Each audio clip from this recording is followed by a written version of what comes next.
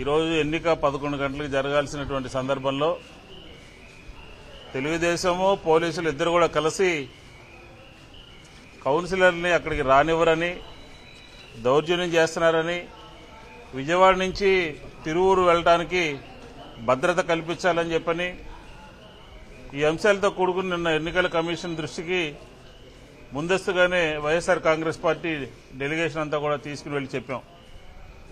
ఎన్నికల కమిషన్ తక్షణమే స్పందించి వాళ్ళందరికీ కూడా భద్రత కల్పించింది.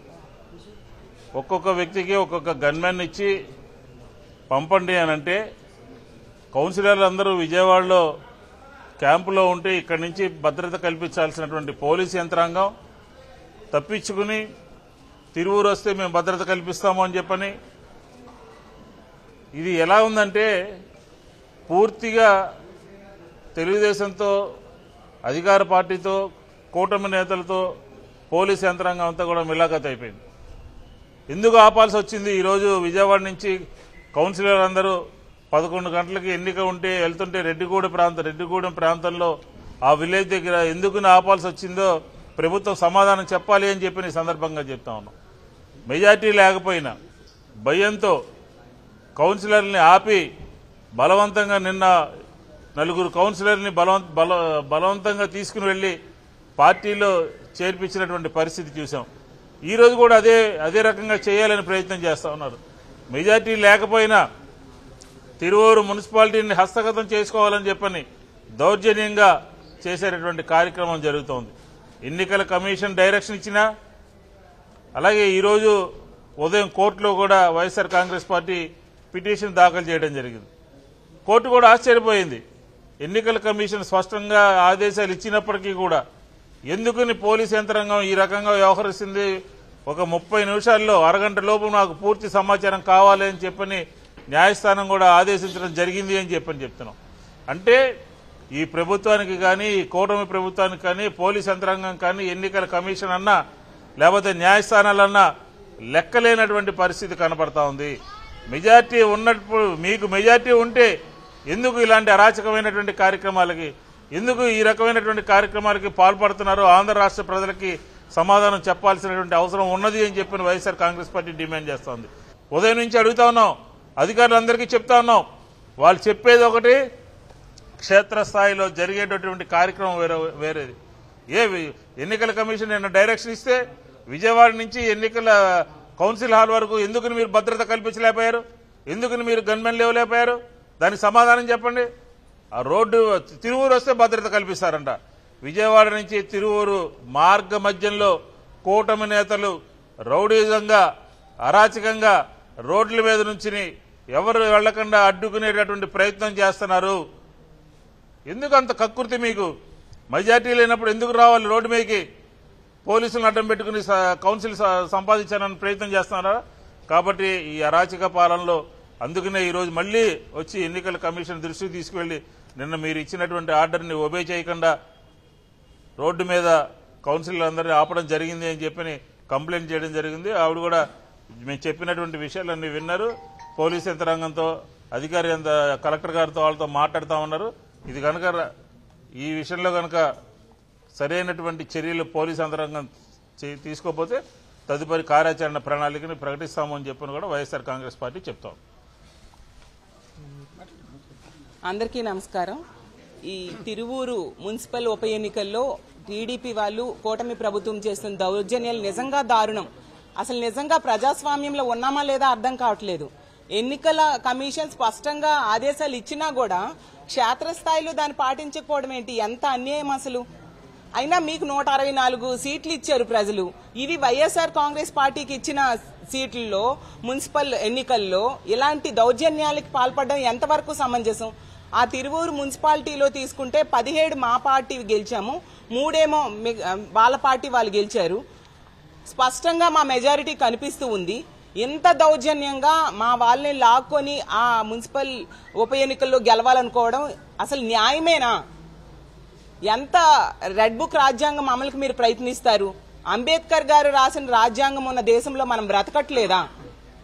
ఇప్పటికి జరిగిన అన్ని ఉప ఎన్నికల్లో కూడా ఇదే విధంగా వ్యవహరిస్తున్నారు. మననే విశాఖపట్నం మేయర్ ఎన్నికల్లో తీసుకుంటే అదే విధంగా స్పష్టమైన మెజారిటీ వైఎస్ఆర్ కాంగ్రెస్ పార్టీకి ఉన్నా కూడా దౌర్జన్యంగా మా కౌన్సిలర్ని, మా కార్పొరేటర్స్ ని తీసుకోవడం జరిగింది. అలాగే తిరుపతి, తుని, అలా గుంటూరు, ప్రతి దగ్గర కూడా ఈ లోకల్ బాడీస్ ఎలక్షన్స్ లో మా వైఎస్ఆర్ కాంగ్రెస్ పార్టీ బీ ఫామ్ మీద గెలిచిన వాళ్ళని అడ్డగోలుగా దౌర్జన్యంగా భయపెట్టి బెదిరించి అన్ని రకాలుగా సామదాన భేద దండోపాయాలు ఉపయోగించి వాళ్ళని తీసుకుని వాళ్ళు గెలవడానికి ప్రయత్నించడం ఎంతవరకు సమంజసం? మీకు ఇచ్చిన సీట్లు సరిపోవా? ఇది న్యాయమేనా? ఎప్పటికైనా ఇలాంటి దౌర్జన్యాలు ఆపాల్సిన బాధ్యత కూటమి ప్రభుత్వం మీద ఉంది. ఈ తిరువూరు మున్సిపల్ ఉప ఎన్నికల్లో ఈరోజు ఖచ్చితంగా మా కార్పొరేటర్స్ కి రక్షణ కల్పించమని రాష్ట్ర ఎన్నికల అధికారి అయిన నీలం సాహ్ని గారిని మేమందరము వెళ్లి విన్నవించుకోవడం జరిగింది. ఆవిడ సానుకూలంగా స్పందించారు. ఖచ్చితంగా రక్షణ కల్పిస్తామన్నారు. కోర్టుకు కూడా మేము వెళ్లడం జరిగింది. మనం ప్రజాస్వామ్య దేశంలో ఉన్నాము కాబట్టి ప్రజాస్వామ్యాన్ని కాపాడాల్సిన బాధ్యత ప్రభుత్వం మీద ఉంది. కాబట్టి దీన్ని మేము ఖచ్చితంగా పోరాటం చేస్తాం, ఎలాంటి దౌర్జన్యాలను అడ్డుకుంటామని తెలియజేస్తూ ఉన్నాము. రాష్ట్రంలో తెలుగుదేశం కూటమి ప్రభుత్వం అధికారంలో వచ్చిన రోజు నుంచి కూడా ప్రజాస్వామ్య విలువల్ని తుంగలో తొక్కి ఎక్కడ ఎన్నికలు జరిగినా కూడా, ఉప ఎన్నికలు జరిగినా కూడా ఆ ఎన్నికల్లో అక్రమ మార్గాన ఏదో ఒక విధంగా గెలవాలనే తలంపుతో వాళ్ళు చేస్తున్నటువంటి ప్రయత్నాలన్నీ కూడా ఎప్పటికప్పుడు వ్యవస్థల్లో కీలకమైనటువంటి వ్యవస్థలుగా ఉన్నటువంటి ఎన్నికల కమిషన్ కానీ, న్యాయస్థానాలను కానీ ఆశ్రయించినటువంటి పరిస్థితులు కూడా ఒక్కసారి సందర్భంగా గుర్తు చేస్తా ఉన్నా. నిన్న జరిగినటువంటి ఉప ఎన్నికల్లో రాష్ట్రంలో అనేక చోట్ల అక్రమ మార్గాన్ని గెలిచారు. తిరువురుకు సంబంధించి వైఎస్ఆర్ కాంగ్రెస్ పార్టీకి స్పష్టమైనటువంటి మెజార్టీ. ఎందుకంటే అక్కడ ఖాళీ అయిన పరిస్థితిలో కూడా, ఎందుకంటే వైఎస్ఆర్ కాంగ్రెస్ పార్టీ ఒప్పందంలో భాగంగా మా చైర్పర్సన్ రాజీనామా చేస్తే తిరిగి ఉప ఎన్నికలు జరుగుతూ ఉన్నాయి. 20 స్థానాల్లో 17 స్థానాలు వైఎస్ఆర్ కాంగ్రెస్ పార్టీ గెలిస్తే కేవలం 3 స్థానాల్లో మాత్రమే తెలుగుదేశం కూటమి గెలిచినటువంటి పరిస్థితులు ఉన్నాయి. ఈ పరిస్థితుల్లో తిరిగి వైఎస్ఆర్ కాంగ్రెస్ పార్టీ అభ్యర్థి గెలుస్తాడు కాబట్టి ఏదో ఒక విధంగా ఎన్నికలను అడ్డుకోవాలనే ఆలోచనతో నిన్న ఉదయం నుంచి సాయంత్రం వరకు కూడా తెలుగుదేశానికి సంబంధించినటువంటి శాసనసభ్యుడు కానీ, ఆ పార్టీకి సంబంధించినటువంటి నాయకులు కానీ కార్యాలయం ముందు చేసినటువంటి రగడ, పోలీసులను అడ్డం పెట్టుకుని పోలీసుల చేతే మా పార్టీకి సంబంధించినటువంటి కౌన్సిల్ను తీసుకున్నటువంటి విధానం రాష్ట్ర ప్రజానీకం యావత్తు కూడా చూసినటువంటి పరిస్థితులు కూడా ఈ సందర్భంగా చెప్తా ఉన్నా. నిన్ననే కలిసాం. ఎందుకంటే ఎన్నికల కమిషనర్ గారంటే వ్యవస్థ అంటే అమితమైనటువంటి గౌరవం కలిగినటువంటి రాజకీయ పార్టీగా ఎన్నికల కమిషన్లు కలిసి రాష్ట్రంలో జరుగుతున్నటువంటి పరిస్థితులు చెప్పడంతో పాటుగా తిరువురు సంబంధించినటువంటి ఎన్నికల తీరును కూడా వారికి వివరించిన దాని మీద వారు కూడా డీజీపీకి ఉత్తరం రాసినటువంటి పరిస్థితులు మీ అందరికీ తెలుసు. కానీ మేము ఊహించాం. ఎందుకంటే ఎన్నికల కమిషన్ చెప్పినప్పుడు తప్పనిసరిగా పోలీసు డిపార్ట్మెంట్ ఆ ఆదేశాలని తప్పనిసరిగా శిరసావిస్తూనే భావంతో మేముంటే ఎక్కడా కూడా వాటిని అమలు చేసే పరిస్థితులు లేనటువంటి పరిస్థితులున్నాయి. తప్పని పరిస్థితుల్లో ఎందుకంటే ఎన్నికల కమిషన్ ఆదేశాలని పాటించాలా. మేము అందుకనే న్యాయస్థానాలు తలుపు తట్టాం, హౌస్ మోషన్ వేశాం. హౌస్ మోషన్లో కూడా ఈరోజు గౌరవ న్యాయస్థానం చాలా స్పష్టంగా సూటిగా జీపీని ప్రశ్నించింది. ఇంత స్పష్టమైనటువంటి ఆర్డర్ ఉన్నప్పుడు కూడా ఎందుకు ఈ విధంగా పోలీసులు వ్యవహరిస్తున్నారనే అంశం పైన ఆయన కూడా ప్రశ్నిస్తే లేదు అరగంటలో అన్ని విషయాలు కూడా కోర్టుకు చెప్తున్నాం అనే మాట కోర్టులో చెప్పినటువంటి మాట కూడా ఈ సందర్భంగా గుర్తు చేస్తా ఉన్నాం. మేము అలా ఒకటే చెప్పదలుచుకున్నాం. తిరువూరు ఎన్నికల్లో వైఎస్ఆర్ కాంగ్రెస్ పార్టీ గెలిచినా లేకపోతే తెలుగుదేశం పార్టీ గెలిచినా ఏదో రాజకీయాలు తారుమవుతాయనే భావంతో మేము, లేకపోతే వైఎస్ఆర్ కాంగ్రెస్ పార్టీ ఇక్కడ గెలిస్తే ఆకాశాన్ని అందుకుందనో ఓడిపోతే పాతాళానికి పోతుందనే భావంతో మేము లేవు. మా ఆలోచనలు కానీ మా విధానాలు కానీ ప్రజాస్వామ్యం బతకాలి. ఈ రాష్ట్రంలో ప్రజాస్వామ్యబద్ధంగా ఎన్నికలు జరగాల. ఆ ఎన్నికల్లో నిజంగా మీకు బలం ఉంటే మీరు గెలిచే పరిస్థితులు ఉంటాయి. కానీ వాళ్ళు మీరు చేస్తుంది ఏంటి, ఎన్నికలు జరుగుతూ ఉంటే అడ్డుకుంటారా? ఇంతకంటే దారుణమైనటువంటి సంఘటనలు ఈ రాష్ట్రంలో ఎప్పుడైనా జరిగాయా? ఎప్పుడో 2 దశాబ్దాల క్రితం బీహార్లో జరుగుతున్నటువంటి పరిణామాలు ఇవాళ ఈ రాష్ట్రంలో జరుగుతూ ఉన్నాయి. ఇది ప్రజాస్వామ్యానికి మంచి పరిణామం కాదు. దయచేసి పదే ఇవాళ మిమ్మల్ని కూటమి నేతలందరూ కూడా చెప్పదలుచుకున్నా. మీరు ఈరోజు ఏ విత్తనం అయితే నాటుతారో ఆ విత్తనమే పెరిగి వృక్షం అవుతుంది, అయ్యే కాయలు కాస్తాయి. దయచేసి ఈ సంస్కృతిని భవిష్యత్ తరాలు కూడా అవలంబించే పరిస్థితుల్లో ఈ ప్రభుత్వం ముందుకు సాగటం మంచిది కాదు.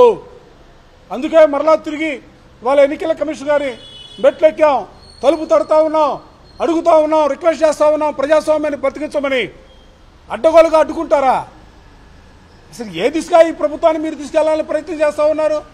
దీన్ని వదిలిపెట్టే ప్రశ్నే లేదు. దీని మీద ఇందాక పెద్దలు చెప్పినట్టుగా ఒక కార్యాచరణ కార్యక్రమాన్ని తీసుకుంటాం. న్యాయస్థానం తలుపు తట్టాం. న్యాయస్థానంలో దీనిపైన పెద్ద ఎత్తున పోరాటం చేయడానికి కూడా వైఎస్ఆర్ కాంగ్రెస్ పార్టీ సిద్ధంగా ఉంది. దాంతో పాటుగా వ్యవస్థలన్నీ కూడా ఇవాళ నిర్వీర్యం అవుతున్నటువంటి పరిస్థితుల్లో రాష్ట్రంలో జరుగుతున్నటువంటి పరిణామాల్ని రాష్ట్ర ప్రజానికాన్ని గమనించమని కోరుతా ఉన్నాం. రాష్ట్రంలో ప్రజాస్వామ్యాన్ని కావాలని కోరుకునే ప్రతి ఒక్కరు కూడా ఈ రోజు జరుగుతున్నటువంటి సంఘటనని నిశ్చితంగా గమనించమని చెప్పిన ఈ సందర్భంగా కోరటం కోసం ఈ రోజున ఎన్నికల కమిషన్ తలుపు తట్టాం. చూస్తాం ఏ విధంగా ఈ ప్రభుత్వం ప్రయత్నం చేసి పోలీసు అధికారులు ఏ విధంగా రక్షణ కల్పిస్తారన్న అంశాలను పరిశీలన చేసి దీనిపైన న్యాయ పోరాటం చేయడానికి వైఎస్ఆర్ కాంగ్రెస్ పార్టీ సిద్ధంగా ఉంది.